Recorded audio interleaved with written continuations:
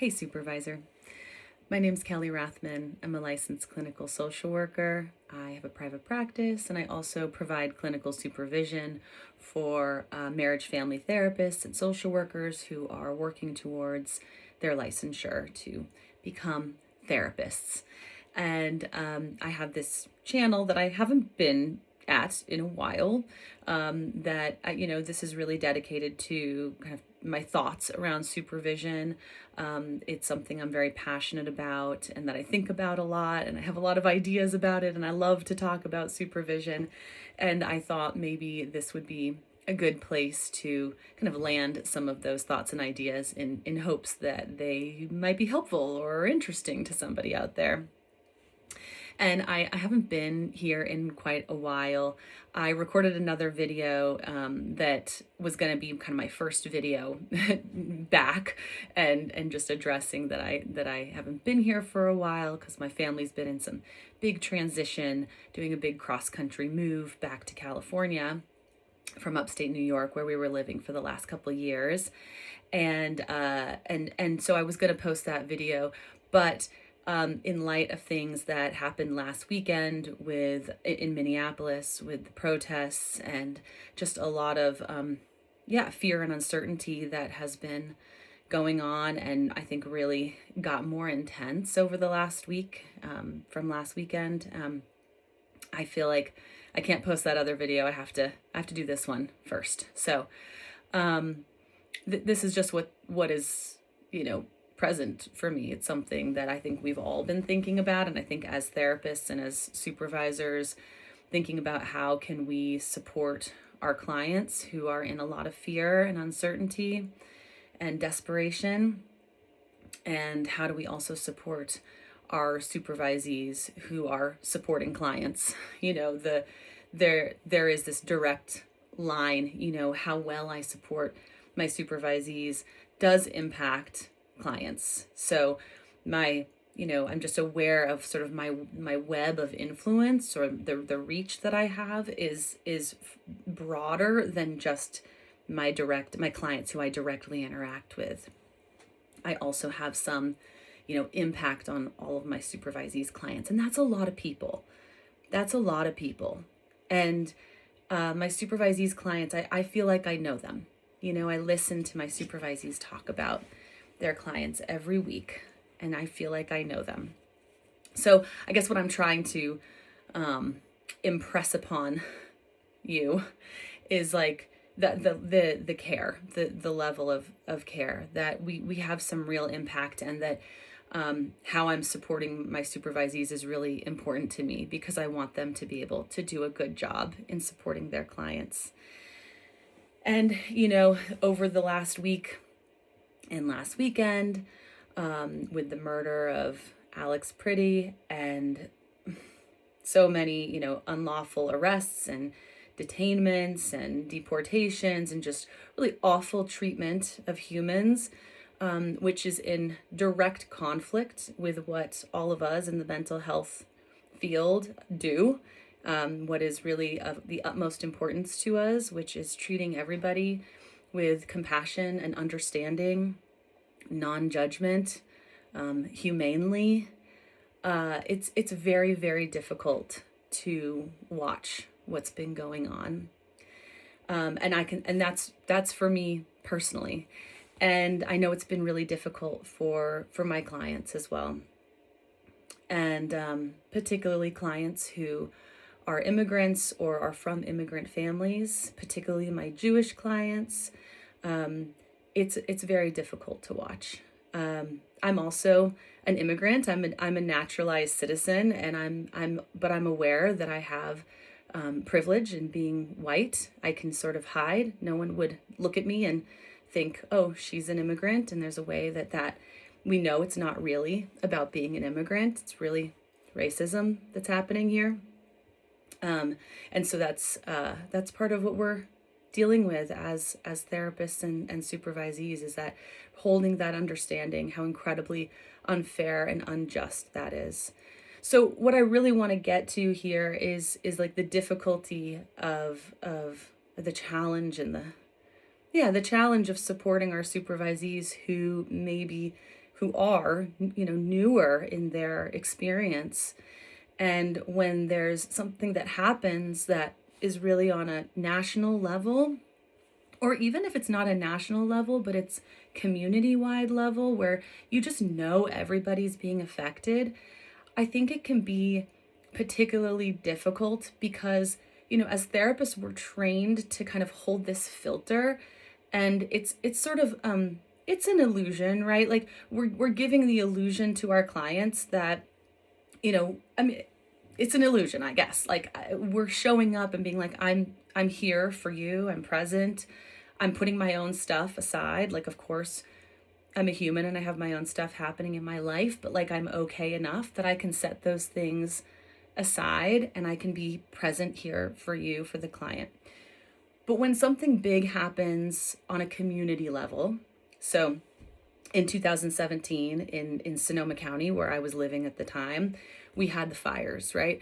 So the fires affected everybody in the community. So the illusion was broken. Like clients knew we were all affected. So clients would show up to therapy and they'd be like, are you okay? Is your house okay? Are you in a safe place? Did you get evacuated? There was no illusion. They weren't going to be like, oh, my therapist is fine and this is just happening to me.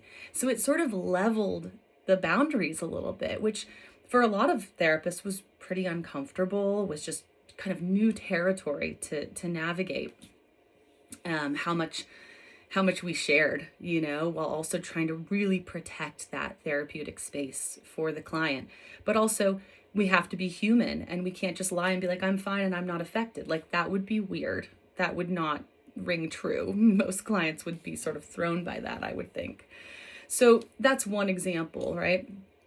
Another is the elections in 2024, right? That day of working was probably one of the hardest days to be a therapist. People were showing up with really big feelings, and clients knew that their therapist also had big feelings about it. So there was no pretending that it wasn't affecting everybody.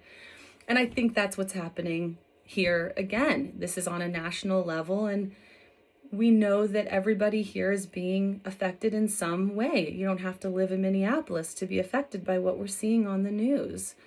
Okay, so all of that being said, my focus then goes to, okay, how do I support my clients who are, not my clients, my supervisees who are trying to kind of work on this, developing this kind of clinical filter, if you will, like their professional clinician self, which is how much do I let of myself come through the filter and how much do I hold back? Like that's what they're learning and they're practicing and they're figuring out. And so it's like really important in this period of time when it's really being taxed, because I think that, I actually said it to one of my clients this week, like who was dealing with a lot of fear, a lot of uncertainty. And I said, I'm not ahead of you on this. Like I do not have some greater understanding of this situation. Like I'm here with you in the confusion and in the fear and in the uncertainty and the not knowing. And I think there was something hopefully therapeutic and comforting about that, but it could also be, maybe not that comforting. Maybe they're like, oh great, my therapist's supposed to have it figured out and like she's here with me. Like how are we going to get through this? But I think what I try to impress upon my supervisees is that it's not like we have to have it all figured out. Like, oh, we've processed this situation and we have our stance on it and we're just totally certain and clear. I actually don't think that that's that helpful. I think that can help therapists feel more like, it's like being able to grasp onto something real can feel more comforting, I guess. But really, as therapists, we are practicing being comfortable with uncertainty. That is what we are actually really good at. And that is what supervisees are developing, that ability to be really comfortable with uncertainty. Or not comfortable, but be able to tolerate being uncomfortable.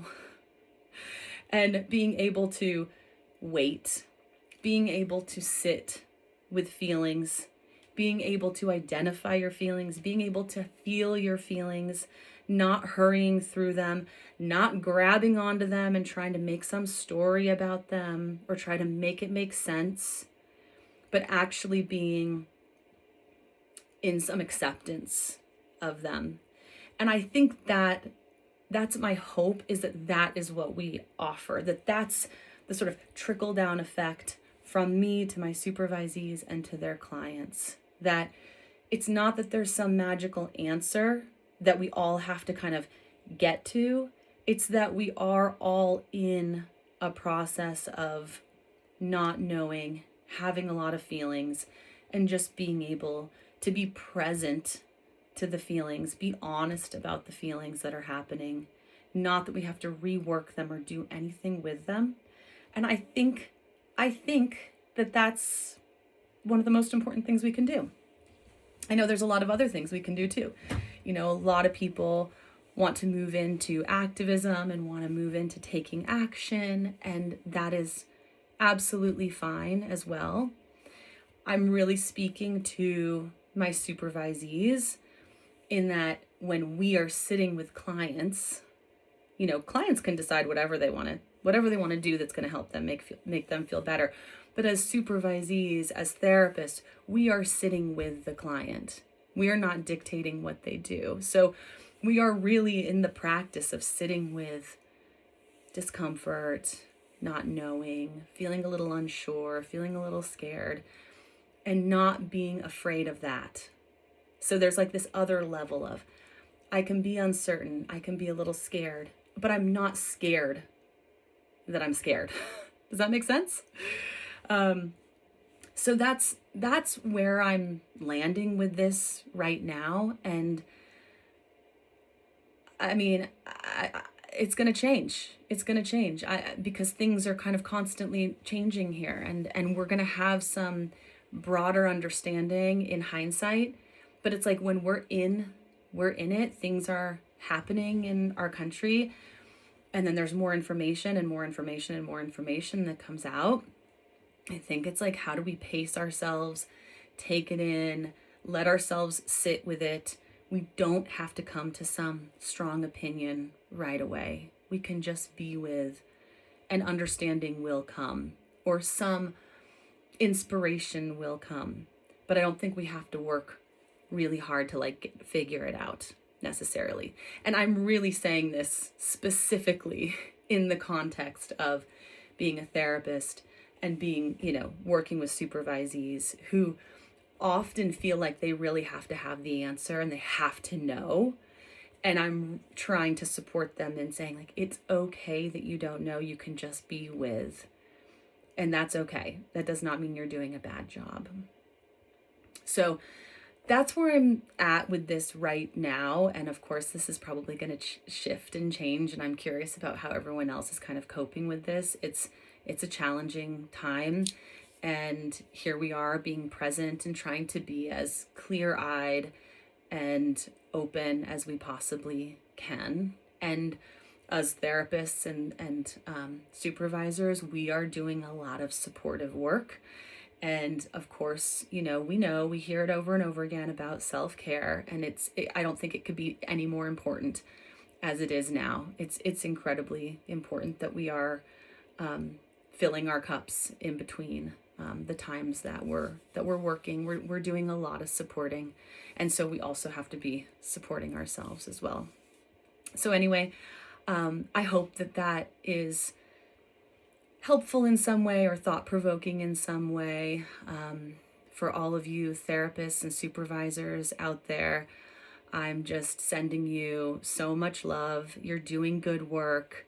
Keep on showing up. Keep on showing up. Okay, take good care. Thank you.